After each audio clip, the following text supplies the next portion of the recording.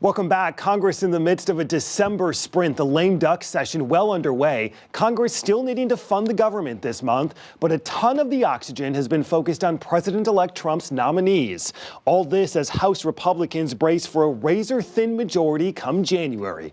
With that, let's bring in Republican Congressman Tom Tiffany. Congressman, good to see you. Yeah, it's good to join you today, Matt. Hey, Congressman, first let's look to this December 20th deadline to fund the government. Looks like the conversations that you guys are having, at least right now, is a potential short-term extension, potentially adding the farm bill, some disaster relief. Is that something you're looking to get behind? Yeah, I think it'll probably be something that's short-term and a continuing resolution. While I'm not a big fan of continuing resolutions, it's probably the best thing at this point, but I would really prefer not to add additional spending. I mean, it's the excessive spending that has led to the inflation that we've had over the last few years, and it's time to do some triage on this, and let's stop the excessive spending and then kind of get ready for the next administration and a new Congress that hopefully will deal with these deficits that are causing so much harm to our economy. Congressman, you serve on the House Judiciary Committee, the Immigration Subcommittee. I want to get your response to the governor in a minute. First,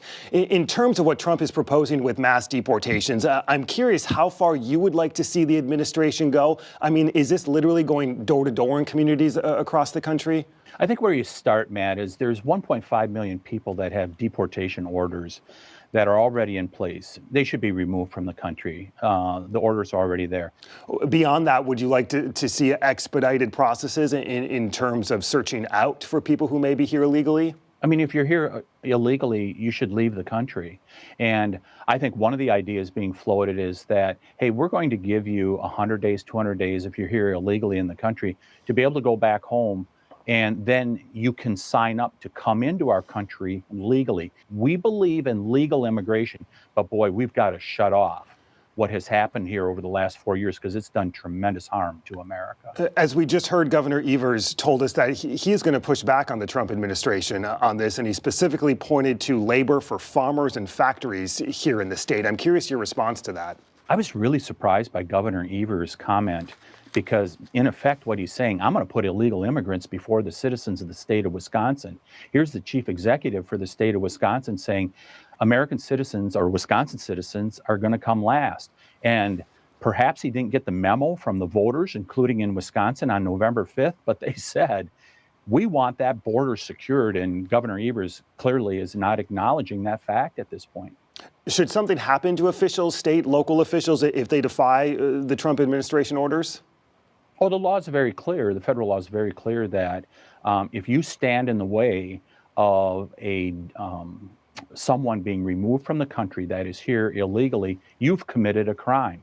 I sure hope the governor does not want to commit a crime against the federal law. Congressman, before we go, it's never too early to look ahead to the future and to 2026. I've heard from some that you're at least considering a potential run for governor. Is that a fair assessment? So the first thing that I was focused on was November 5th, and we brought Wisconsin home for Republicans and President Trump.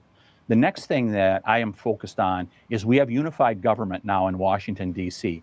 We need to follow through on what the American people said. Remember, every state President Trump did better in, and he won the popular vote this time, not just the electoral vote. I think it's a mandate for change in regards to securing the border, getting control of inflation. Let's get back to energy independence. Let's have a strong America. And I'm focused on that here, representing the people of northern and western Wisconsin. We got to get that stuff done. And then the next thing is going to be the Supreme Court race. It is for all the marbles. This race, Matt, may be more important than the races that come up in 2026 with the statewide offices. And we're going to be focused on that stuff. After April, we'll make a decision in regards to where the future lies. You are welcome back here whenever you make that decision. Congressman Tom Tiffany, like always. Congressman, hey, thank you. Good to join you this morning, Matt. Coming up, the race to be the next DNC chair, Ben Wickler officially in. Now a longtime DNC member taking us inside. How big of a fight it's about to become? Next.